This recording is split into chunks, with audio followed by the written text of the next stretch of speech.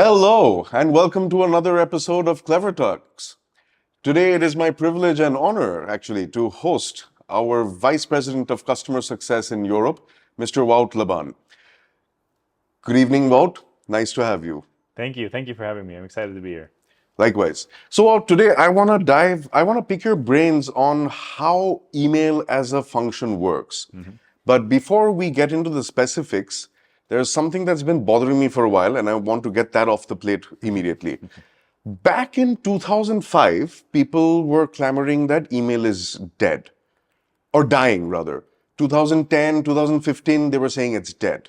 Yet here we are in 2025, and it still hasn't died. So the question is, why hasn't email died yet? It's a great question. I think there's three core reasons why we still have email as a very predominant channel in our marketing suite. Okay. First off, email, we all use email every day, right? Right. Whether it's for your personal life, whether it's for your business. You get email, you check your email multiple times a day. So it continues to be the place that draws a lot of eyeballs. Okay. And as a marketer or as a brand, you want to be at the place where you can find the eyeballs, right? Naturally, yeah. I think the second thing is email has a very big canvas that's very creative. So whether you compare it to maybe an SMS or a push notification, you have very limited space to create your call to action and whatsoever. With an email, you get a lot more content that you can place there. You can have a lot more opportunity to expose your brand, expose your call to actions, explain or educate a user. All starting, of course, from a very simple headline that draws the click, but once a user is in, you have all that creativity. And third, our inbox has really become a place where we save a lot of things, whether it's a coupon code, whether it's a ticket, whether it's a receipt.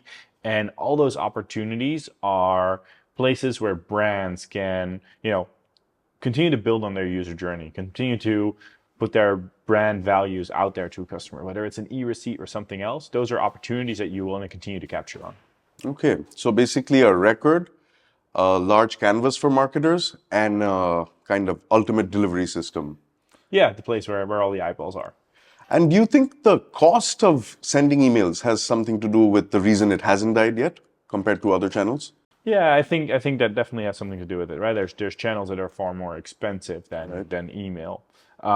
But if we look at costs or ROI on email campaigns that you're sending out, it's slightly different for every business. But we're really got to be looking at what's the purpose. And predominantly with email, it's to bring users back to either your store or Right. your app, something like that.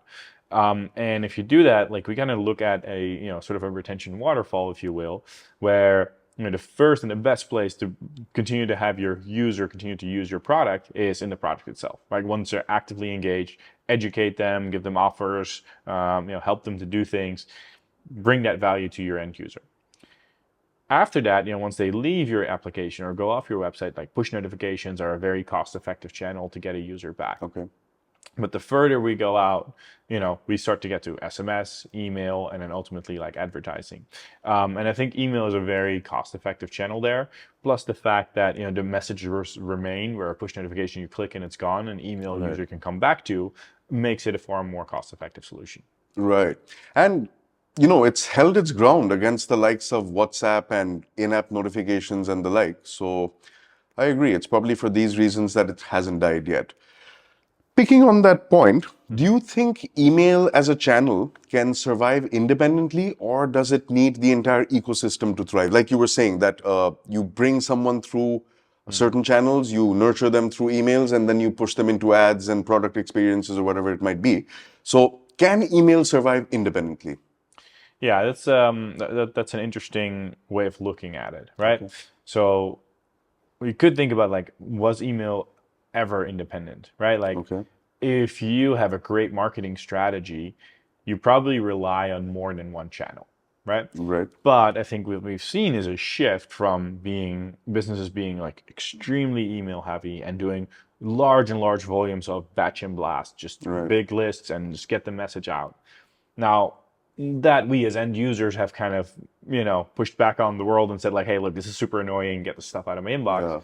as a result, inbox providers started to filter out things, created spam filters, Okay. promotion Right. filters, et cetera, making brands more aware of like, okay, what are we actually sending? How are we sending it? And how do we ensure that we have high deliverability rates, Okay. open rates, click rates, etc. So to me, it should always be part of a mix, Okay. right? As you should always have this omni-channel experience because each channel has a different purpose and has a different objective for how you want to engage with your users. So in my opinion, yes, it's going to be more and more spread out throughout that mix. Like WhatsApp is a great example. We've seen a ton of innovation there over the last 3 to 5 years where a lot of businesses have adopted that over email. And I think the interesting thing is that WhatsApp makes it more conversational, right? Yeah. You have a chance to reply, you can put a bot behind it, now some AI and et cetera, et cetera. Right. Whereas email, doesn't have that piece of innovation. So email had to get more creative in Okay. order to sustain itself. But to me, a healthy mix is always most important, and that's what we see at CleverTap too. Like any data science report that we do, Okay. we always see the best results if there's a healthy mix of channels being used. Okay. In fact, going back to the earlier question of why email hasn't died, like you mentioned, since it's such a low-cost solution, I've seen typically businesses when they start, when they're in their early stages, email's probably the first channel they tap on before even SMS, WhatsApp, or even the website in most cases. Yeah. So while it may be the initial channel of marketers or companies, as you said, it needs the others to thrive in the ecosystem. And it's like when I buy airline tickets or when I order food, I get a WhatsApp message and I get an email. It's not only the WhatsApp message, as good as WhatsApp is. Yeah. Yeah, no, backup messages, are always great, right? Because, the advantage of a WhatsApp where it's conversational, information might get lost a little bit. Right. And then you're Yeah. like, oh, where was it? Whereas an email is easy to find. Uh-huh. I think the second thing, I think you're making a great point of, hey, when a business gets started, like once you create an account, email is still the predominant ID to use to create an account, Right. right? So therefore, you immediately have access. People are a little bit more hesitant to leave their phone number, maybe. Yeah. It's definitely what we see in Europe and North America, where there is, slowly starting to get more and more, but it's definitely an email first approach rather than a mobile phone or a mobile number first approach. So if nothing else, we need email for logins. Well, and again, right, like every touch point is a way to personalize and engage with your users, right? Right. That's what we love at CleverTap too, because that's why we're building all our solutions around is to enable brands to engage with users all around, and email is just a very, very important piece of that puzzle. Right. But again, it needs its friends to thrive in the overall marketing ecosystem. Yeah, definitely. Okay. Definitely. Now, again, when emails initially started, they were launched as plain text. Then we had the ability to add images. Then we had the ability to annotate them and make them a little fancier. In 2025, what are the bells and whistles that are available in the email channel to marketers to capitalize on? Yeah, yeah. No, there's a ton that we can do today, right? Like I said in the beginning, it's kind of a blank canvas, and you can fill it out any which way you want.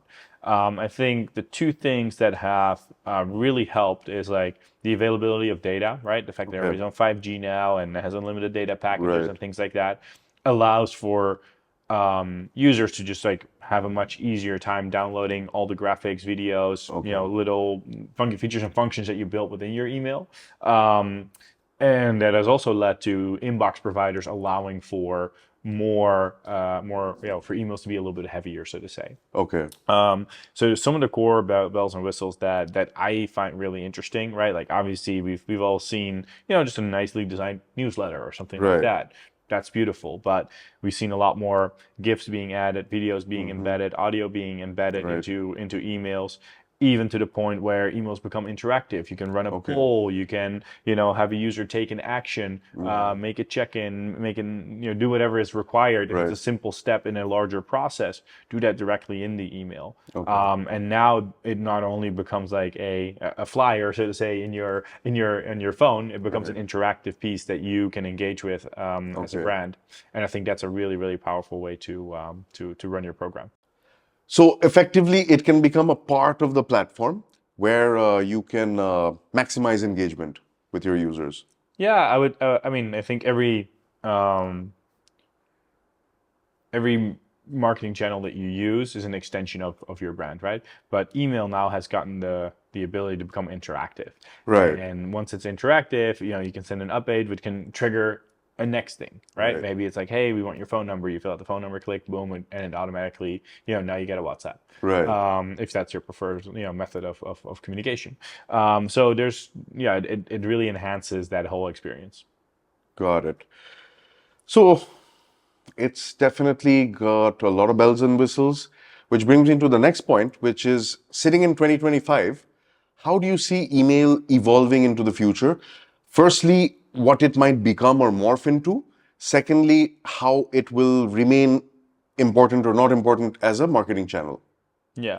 So I think what we learned over the past, couple decades, like leveraging email marketing, is that, we went from a batch and blast approach, which is just like big lists, get as many emails out to everyone, Right. to a far more personalized approach where it's Okay. like, you might get a certain email that I won't get. Right. I will get a different email than you. The content of the email that we both get will be different. Right.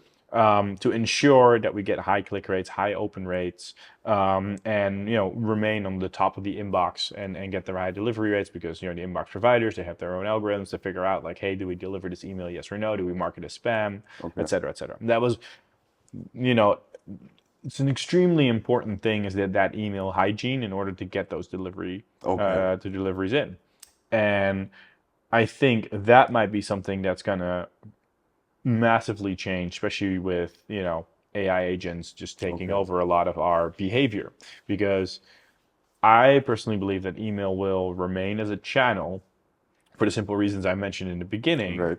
but it will change the way we consume it. Okay. So we still want to have the triggers out there, but hey, let's say an AI agent filters through all of your emails and just highlights the 3 to 5 that it thinks are important to you. Right. And as we know, might have a little bit of a mistake in the beginning, but it will learn, it will get better, and that might require brands to think differently about how to deliver, and will optimize for different things. So while we're now really focused on subject line optimization, Right. maybe with AI agents, the actual content of the email will become far more important, because we need the AI to understand what is the message that we want to deliver to our end customer, Right. so it gets filtered on top, or it gets summarized correctly. So that could massively change the way brands are using it, and it could change the way the end users receive the email and experience the email. Interesting point. So marketers will have to personalize emails not just for humans, but for AI agents as well. Well, I mean, like, I don't want to predict any future things, but it might very well be true, right? Okay. Like, I think that's a big shift that we see in all aspects of marketing, right? Like, the whole game of the internet is like, hey, how do I find the right eyeballs? Right. That's what the internet is for. And I think we're starting to see some shifts in AI and how search results come up, and I think the same will be done for our inboxes. Right. But I think that's not necessarily it might be a problem, but it's also a great opportunity, right? Like, maybe we'll get so many more creative ways to get the email out there. Maybe AI will rewrite some of our emails once we get them out, and be like, oh yeah, you were brand A, you're trying to message this user, Right. but we know this user and we changed the text, so you're I'm kind of just spitballing here, but you kind of get the picture, that interaction of how we just go to our inbox, click, and that's gonna consume the change. email. There's a very high chance that might change in the future. So no more opening Gmail and scrolling down to see what's up. Yeah, no, I mean, maybe you still open up Gmail, but Gmail will just say like, hey, here's the 5 that matter, right? And then it becomes the quest of like, hey, how do I get to those 5 that matter? Right. Okay. So then going back to what you said earlier, while email may change and metamorphosize into something different, which we may not have visibility on right now, but it's definitely going to be important as a converting tool, as a nurturing tool, and as a upward customer journey tool. You agree with that? Yeah, definitely. I think